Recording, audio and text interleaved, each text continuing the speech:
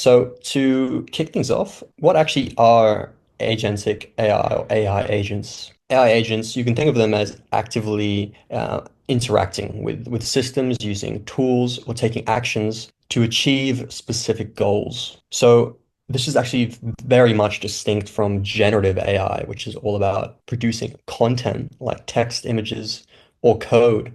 So again, turning back to agentic AI, where we're interacting with a system to achieve a specific goal, generative AI is just about producing that single piece of content, like text, images, or code. And in fact, as we'll discuss later on, they actually are a component of agentic AI.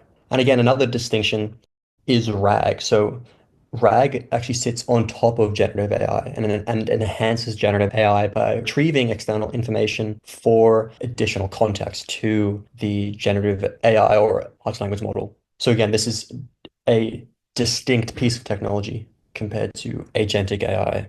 So as I've been talking about, AI agents have distinct components. So some of these are tools, an LLM, and memory, all of which are given to an AI agent to then complete a task by interacting with some kind of environment. And in a real setting, this environment could be some kind of customer support system. So I've thrown a few of these components out. Now we're going to do a bit of a deep dive into what each of these components actually mean. So starting off with tools, what are tools?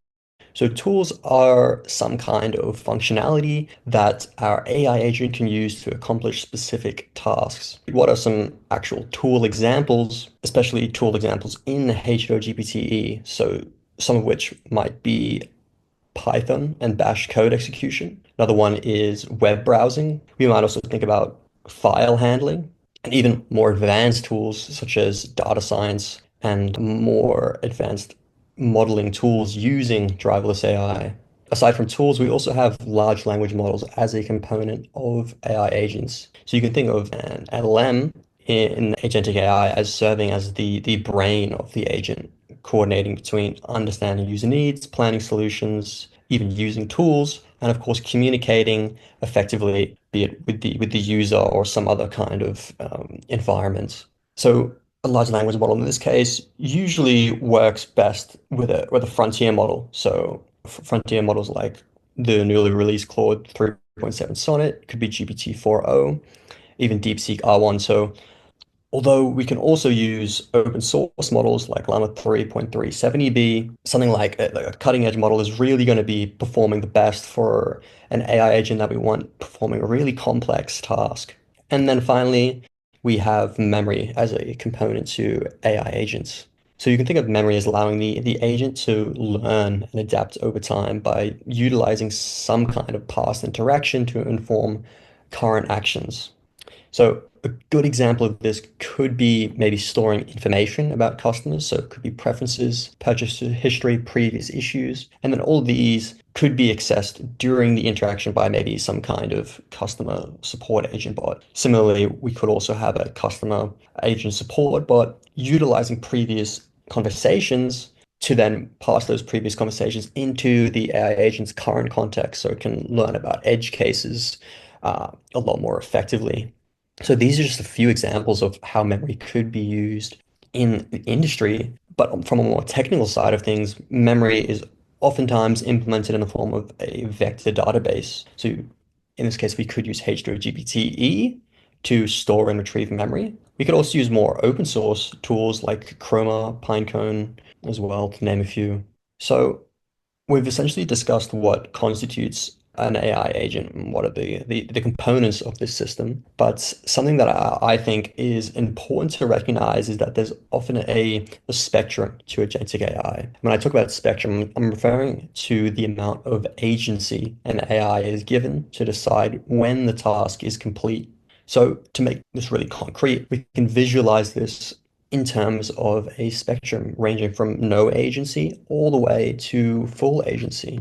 So in the case of no agency, an agent in that case makes a single recommendation based on the given input.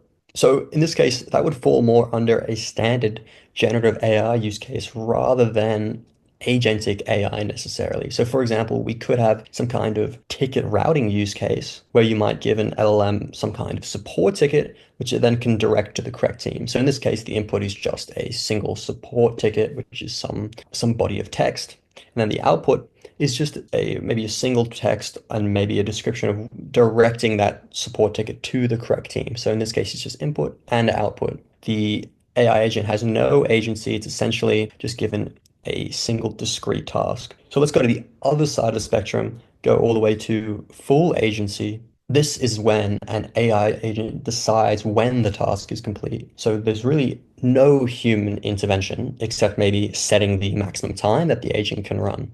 So this is, of course, riskier, but the rewards in terms of efficiency gains may be worth the cost depending on your use case. So for example, let's take that same ticket routing agent, for example, except this time under full agency, the agent can go off and resolve the ticket themselves without requiring human intervention. So in this case, instead of just routing to the team directly, the agent is itself the team and is able to resolve the ticket really without any human interaction. So that is the entire spectrum of agentic AI. Now the question is, where does H2O GPTe sit? So really, H2O GPTe sits on the far right of the spectrum and is capable of completing tasks autonomously and will not only show some use cases where enterprise H2O GPT does this, but we'll also show some promising benchmark results a little bit later as well, which demonstrates the fully agentic capacity of H2O GPTe.